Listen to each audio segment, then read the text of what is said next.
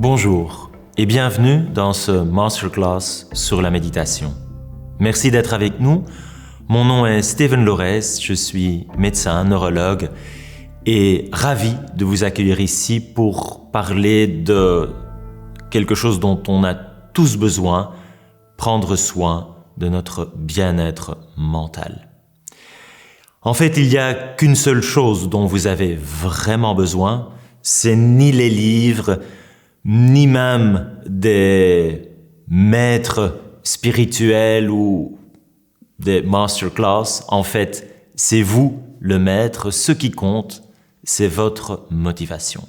Parce que la méditation, c'est méditer. Et ça, personne ne peut le faire à votre place. Et donc, depuis mon plus jeune âge, je suis convaincu de l'importance de la motivation. Comme disait Jacques Brel, le talent, c'est d'avoir envie de faire quelque chose. Et d'ailleurs, ma propre histoire, mon choix de devenir médecin, ce n'était pas du tout évident. Je viens d'une famille où il n'y a pas d'universitaire. Et à l'école primaire, dans mon petit village, près de Bruxelles, à Oulaart, l'instituteur, un matin, a demandé, les garçons, il y avait une fille dans l'école, qu'est-ce que vous voulez devenir? Et donc, il y en avait un pompier, policier, il y avait aussi des avocats, des médecins. J'étais déjà convaincu de mon choix de vie de devenir médecin. Et puis, il a dit, non, ici, les jeunes, il n'y a personne qui va faire l'université. Et je pense que c'est important de ne pas briser le rêve des jeunes parce que si on veut, on peut. Et donc, malgré l'impression de mon instituteur il y a très très longtemps, nous voici. Et j'ai bien fini mes études de médecine et puis le choix d'étudier la neurologie parce que le cerveau, certains disent l'objet le plus compliqué connu par l'homme, je pense qu'il est juste intriguant et que parce qu'il est compliqué, justement, c'est une raison de s'y intéresser.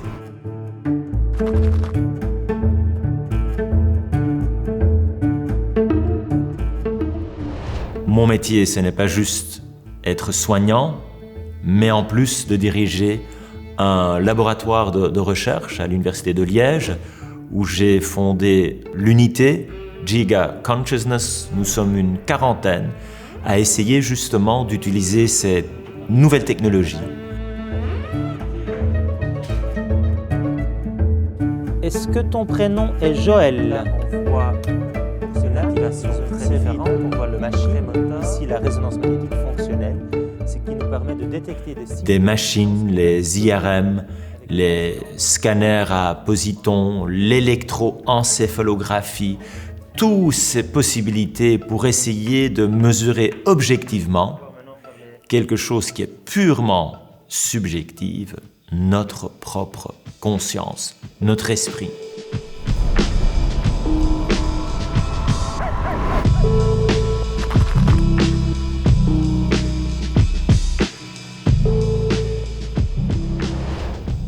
Je me souviens, après ma défense de thèse en 2000, d'un journaliste qui m'a posé la question « Professeur Lorez, qu'est-ce que vous pensez de la pleine conscience ?»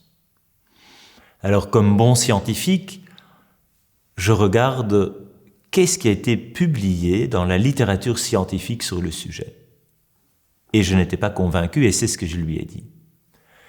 Depuis lors, il y a beaucoup qui a changé, aussi bien au niveau de la littérature scientifique et de mon appréciation personnelle de la méditation à la pleine conscience. Et d'ailleurs, ici, une illustration du livre « La méditation, c'est bon pour le cerveau » où je vous résume le nombre de publications depuis les années 70 jusqu'à maintenant. Comme vous voyez, en 2000, il n'y avait pas encore énormément d'articles scientifiques sur le sujet de la pleine conscience. Et depuis lors, les 20 dernières années, il y a une explosion.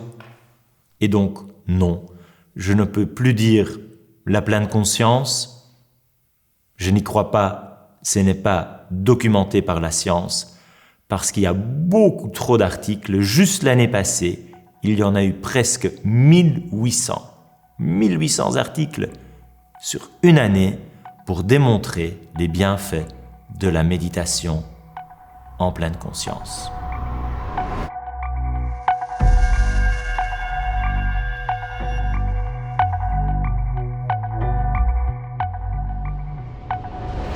Je n'ai jamais rien appris sur la méditation.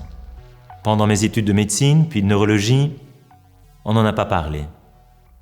Et si on le mentionnait, c'était plutôt « attention, danger ». Et je pense que c'est dommage. Et pour moi, il a fallu toucher le fond. Il a fallu une crise personnelle pour m'intéresser aussi à mon bien-être mental.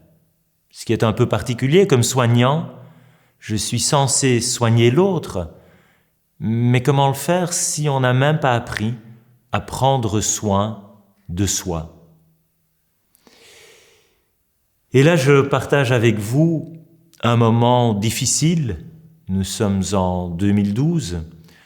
Je me retrouve tout seul avec 3 petits-enfants et ça tourne en rond, ça tourne en boucle.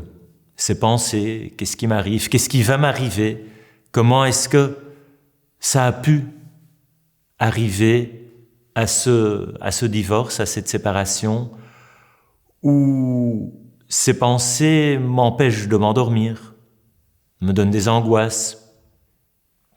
Un moment émotionnellement extrêmement difficile où mes amis psychiatres vont me prescrire des anxiolytiques, des calmants, des somnifères, antidépresseurs.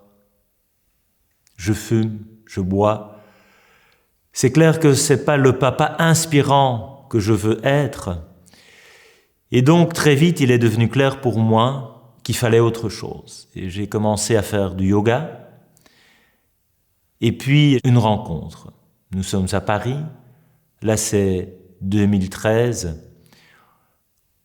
Où je donne un TEDx, et il y avait aussi Matthieu Ricard, le moine bouddhiste, traducteur du Dalai Lama, qui venait parler de son domaine d'expertise, qui est la méditation, la compassion.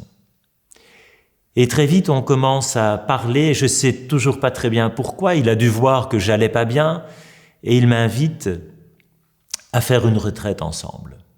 Et là, c'est pour moi un nouveau monde qui s'ouvre, c'est une découverte où il n'y a pas uniquement des grands experts en méditation, beaucoup de moines, des bouddhistes, mais aussi des neuroscientifiques. Et donc, cette rencontre qui est organisée par Mind and Life, première retraite en Europe, était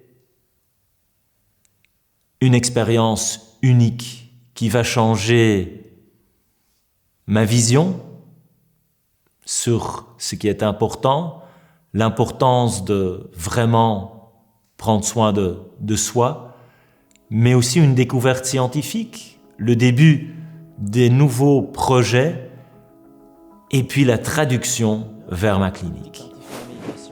Et finalement, on peut même stimuler le cerveau dernier et il s'intéresse beaucoup à différents états de la conscience, notamment l'idée dans un monde.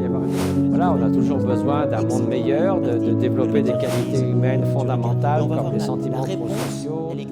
Parce que si Matthieu Ricard m'invite à faire une retraite, à mon tour, je l'invite à venir à Liège comme cobaye. On l'a mis dans tous nos machines pour voir de nos propres yeux la méditation, ça fait quoi avec le cerveau? Et là, avoir un expert comme Matthieu Ricard, qui a plus de 60 000 heures de méditation sur le compteur, mais c'est une opportunité unique de pouvoir visualiser des changements au niveau de la structure et du fonctionnement du cerveau.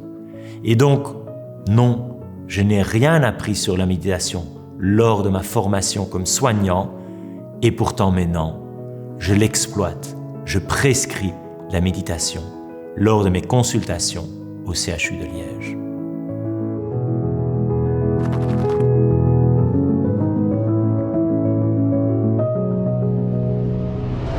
Et là, on rentre dans le cœur de ce masterclass. Qu'est-ce qu'on peut faire quand on a plus difficile, quand il y a parfois des pensées qui tournent en boucle, quand on est distrait, quand on a des insomnies, quand il y a des symptômes, des céphalées, des douleurs chroniques? Eh bien là, en fait, on parle de la méditation qui pour moi est une forme de gymnastique mentale.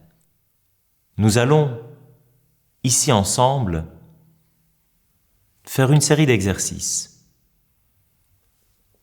où on va apprendre à diriger notre attention à une seule chose.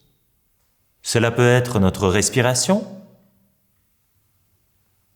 ou un objet, être attentif à ce qui se passe autour de nous, ce qui rentre par nos sens, être attentif à nos propres sentiments, ceux des autres, développer l'empathie, la compassion.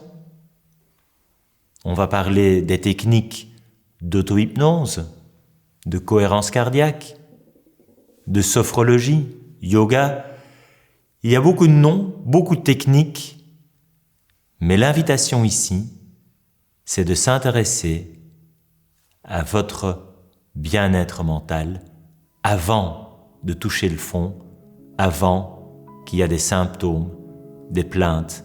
Et le grand message de ce masterclass, c'est « Vous êtes votre propre maître, si vous voulez, vous pouvez » et ensemble, nous allons découvrir des moyens de pratiquer cet exercice qui est la méditation.